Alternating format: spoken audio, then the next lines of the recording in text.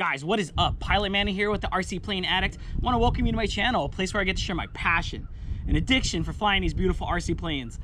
So I'm at the field today and it's the new season, 2022. I'm super pumped. I got my pits, I got my Sirius behind you, and I am so excited to fly. But with excitement comes a lot of mistakes, especially with the new season. So I want to take the time and just quickly discuss the importance of pre-flight check, especially for the new season, because if you're like me, you kind of just throw your planes into the garage, store them for the winter, and then you don't look back, and the next thing you know, you're back in the field again flying. But what have you really done to make sure that these planes fly again?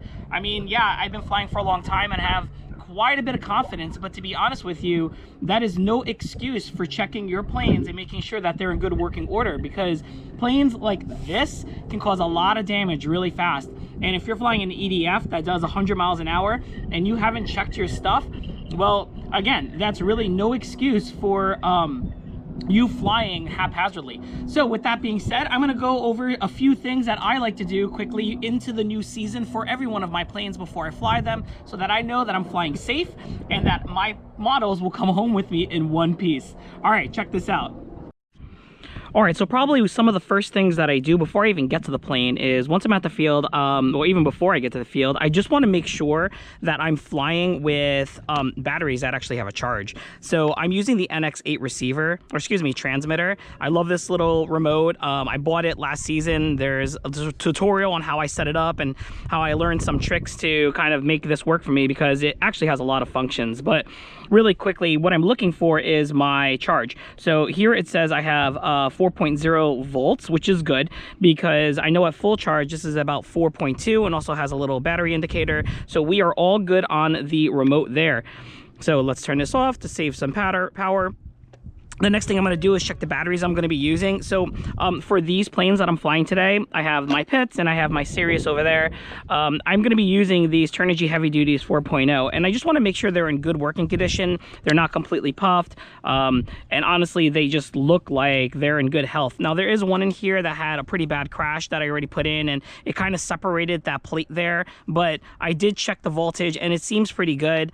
Honestly, I am going to replace that battery, but for now I'm going to use it. And what I'm looking for, aside from obvious wear and tear on the battery, is to make sure that my connections are still pretty strong, and then honestly to see what the charge looks like after I charged it. Now, what I'm looking for is the health of the battery, not just how much is in it. So for example, here it says 25 volts, which is pretty close to 100%. Once these batteries got a few cycles on them, honestly, they never really go up to 100. They usually teeter around 97, 98, sometimes 99, and I just want to make sure that it is reading 6 volts, which it is.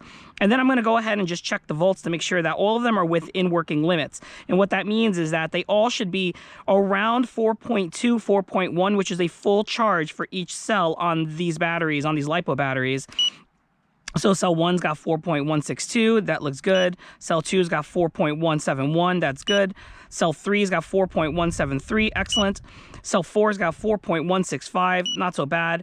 5, 4.159, and 6, 4.176. So as you can see, they were all about 4.1, 4.2 almost, and that's what I'm looking for. I'm looking to make sure that all the cells are around the same to the nearest hundredth. Well, to the nearest 10th, actually, which is 4.1. The 100th and the 1000th, honestly, they're going to fluctuate a little bit, like 6, 7, 7, 6, 6. So they're pretty near, but that 10th stayed at 4.1, and that's really important because that's going to make sure that all the cells are able to hold a good charge and that this battery is not damaged. So that's what you definitely want to look for when you are getting ready to fly.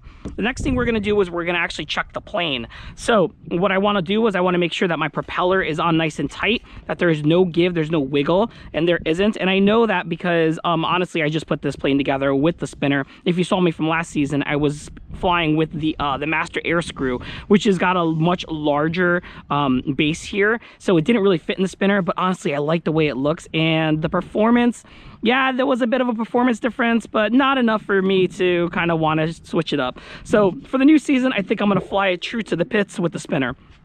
The next thing I'm gonna look at is my gear, make sure that my gear is in good working order. So I'm just gonna kind of turn this bad boy over really quickly, make sure that this is not loose, the wheels are spinning freely, and that there's no visible damage to my gear, because honestly, I'm flying on a grass runway, and grass runways sometimes aren't very forgiving, especially with, you know, gear. So it could tend to, you know, rip it, crack it. You just wanna make sure that you don't see any of that, you know, on your plane, okay? Honestly, I just put this wing together. I transport my planes without the wings on. I feel like it's a little less hanger rash, even though I still get hanger rash. So I'm confident that my wings are put together right. I did check all of my screws up top to make sure that is nice and tight. Likewise, I'm looking for my connections to make sure that the fuel tubing that goes around the links here isn't cracked or distorted or getting foggy. So I know that they need change out, and this is holding really well. Same with the bottom piece here. These connections, if you have biplanes, you're gonna have these types of, I forget what they're called, but these connections here, again, you wanna make sure that they're good in working order and there's no real splitting or cracking, because that could be a real problem. I'm gonna go back to my other wing and I'm gonna check again my connection, my fuel tubings. Those all look really good. Likewise, I'm gonna check this piece here to make sure that it's in properly and there's no cracks or visible signs of damage. That's going to be a problem for my wings to stay together. So everything looks good so far. I'm happy. All right, let's move on to the back of the plane. I'm gonna again make sure that the connections here are nice and tight, okay, that the servo arms are connected properly, that this guy isn't loose on the rudder, likewise on my elevator. So I'm checking all my flight surfaces to make sure that everything here looks great, checking my gear, make sure that that looks okay, and it does. And then I'm gonna start putting a little bit of tension on my servos just to see if there's any give, and there really isn't. They're still pretty tight. That looks good. I don't see any flex here.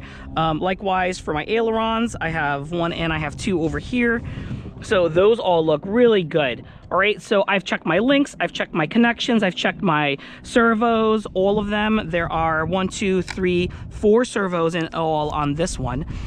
So everything looks great so far. Now I'm gonna go inside. I'm gonna make sure that everything is plugged into my receiver nice and tight. So I'm kind of pushing in on my connections, making sure my receiver looks good. This is my ailerons here, and they kind of just like go through the body of the fuselage here. I put a little bit of tape, which kind of gave, and honestly, I'm just using some tape here to hold it to the body so they're not like flapping around in the wind. I may need a better piece of tape though, to be honest with you. So there's something that needs adjustment. I'll find that in a moment. Likewise, this system or this plane comes with the Reflex 2, which is FMS's smart, I guess, package, right? So it's got safe technology in it, but not safe because they don't call it safe, they call it Reflex. So it's got like recovery mode and like beginner mode and gyro on. So that's a really good system, and you want to make sure that it's tight and it's not moving around, because if it's wobbling, if it's loose, if it's just not where it's supposed to be, bad things can happen real fast. So that looks great. All the connections in the front are in, all the connections in the back are in, and then likewise these connections, which I frequently pull in and out to remove my wing, they're pretty good. So these are the ailerons left and right. Last thing I'm going to check is my battery connections. So this is my ESC. I use an adapter here. I believe this is an EC5 to, yeah, it's an EC5 to a to this, which is an XT90. So I got these from Amazon. They work actually really, really good. And I just want to make sure that they're tight. Likewise, I want to make sure that the connection to my ESC is still looking good and there are no visible signs of wear and tear on the wire. That's going to be an issue. So in it goes. All right, everything looks good. So pre-check is done. I have gone over the entire plane. I've made sure that all of my connections are tight. I know my bolts are tight on my wing, upper and lower, because I just assembled it. And likewise, I've checked all of the servos to make sure there's no flex or any real signs of damage. The last thing I'm gonna do is I'm gonna run it up, make sure that it sounds good when I give it some power, make sure that all my surfaces are turning in the correct direction, and we should be safe to fly. All right, let's plug this thing in and let's get going.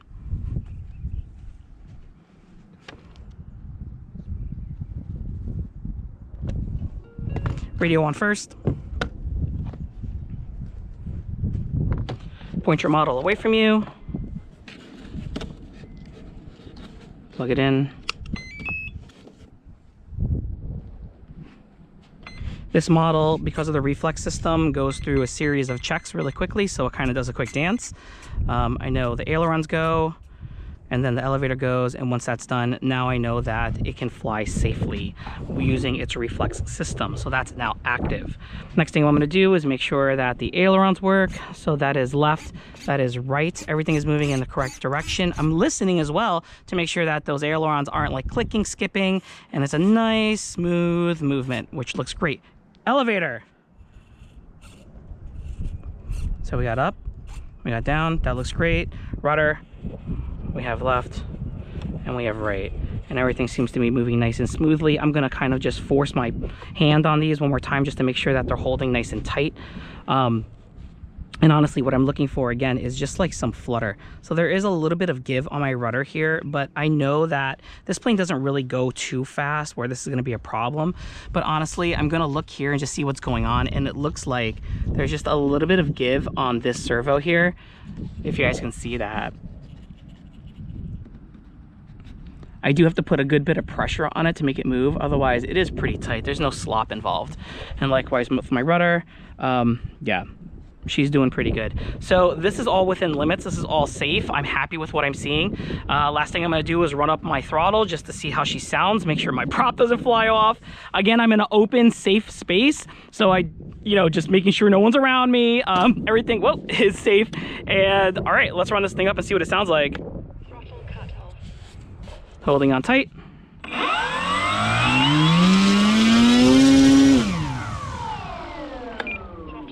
Yeah, she sounds good. She sounds like she's got plenty of power. So I am super happy with that. I'm gonna go ahead and unplug it. And I think we are about done with the pre-check flight with this bad boy.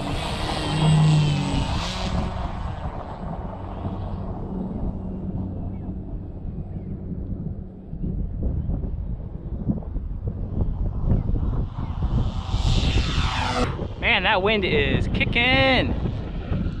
So just so you know, I am flying on low rates. Low rates on my elevator, low rates on my ailerons. Rudder doesn't really have low rates. I kind of just keep it 100%, but 30% expo all around. And yes, I'm definitely flying with my gyro on. If you saw the wind station, there's some wind up there. And because I'm kind of in this valley in between these hills here, it is a little unpredictable, especially when taking off and landing. Once I'm in there, the air is pretty static. Well, the same, I shouldn't say static.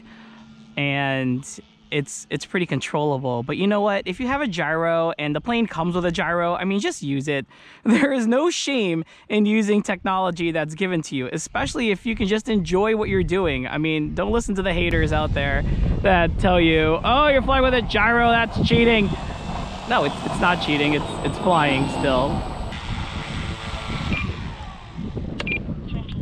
I love my pits.